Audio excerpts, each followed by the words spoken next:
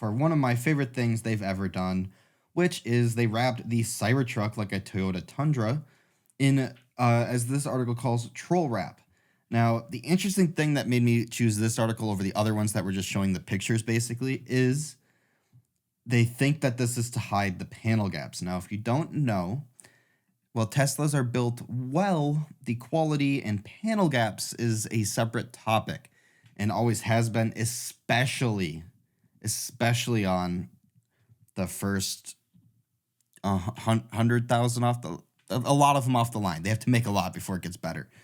And with that, Elon recently test drove one of these, and reportedly an internal memo he sent was saying if Legos can fit together to 10 microns or whatever it was, I don't remember the exact number, but basically if Legos can fit together so well, the Cybertruck needs to, and we need to expect that from our suppliers and everyone else, because if Lego can, we can.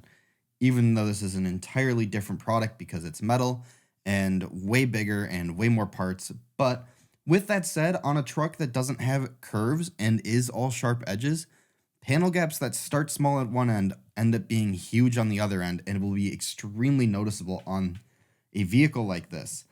And to prove that out here, they did a little bit of just kind of showing you here.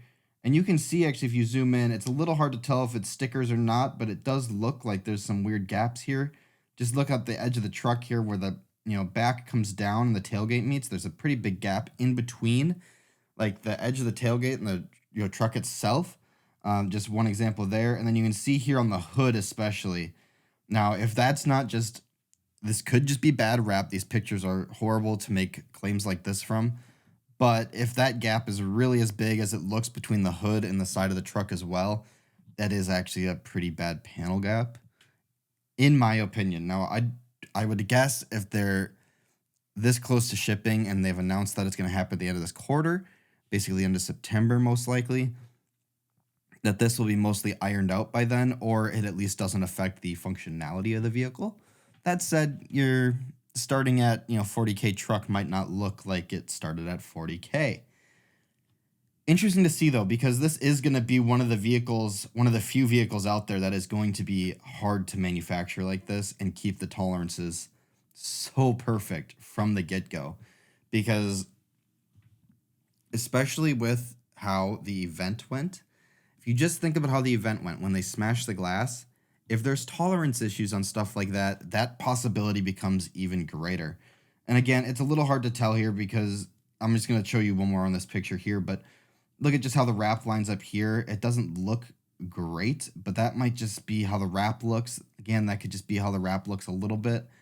But at the end of the day, this hood one doesn't look like it's all just the wrap. And that is, I mean, that's pretty not great. Like if I spent 70K on my Cybertruck or more, and that's how it showed up, I'd be a little, I might not be happy about that. Now, again, here, this is a funny way to just poke fun at other brands that are building just these standard trucks. And oddly, it looks like kind of decent on them. There was an F-150 version too, but like it doesn't look that horrible of like a wrap, which is kind of wild to see. Like it actually makes the truck look kind of cool here. But again, I do think there's probably a little bit of hiding some gaps, but it's Tesla. The other thing here is the mega wiper on the Cybertruck in action here. This brings up some questions in case you're curious. Question one being, if it's raining really hard, that thing's going to need a lot of torque. Not that Tesla can't do torque, because their motors clearly can, but a big wiper like that, that's a lot of torque and heaviness on the top end. I mean, that might be an expensive wiper to replace when it's going to need to be. But with that, it's fascinating here to see a company whose tolerances have never been that great on other vehicles that seemingly should actually be easier to hide those same tolerance problems, are trying to absolutely perfect it on one of their hardest to manufacture vehicles. As of right now, it looks like they're ever going to have, in complete honesty. But we'll have to wait and see what really ends up happening here with all of this when they start shipping and when people get them in their hands and go, I'm going to the Tesla store today to get a new hood or whatever they got to do.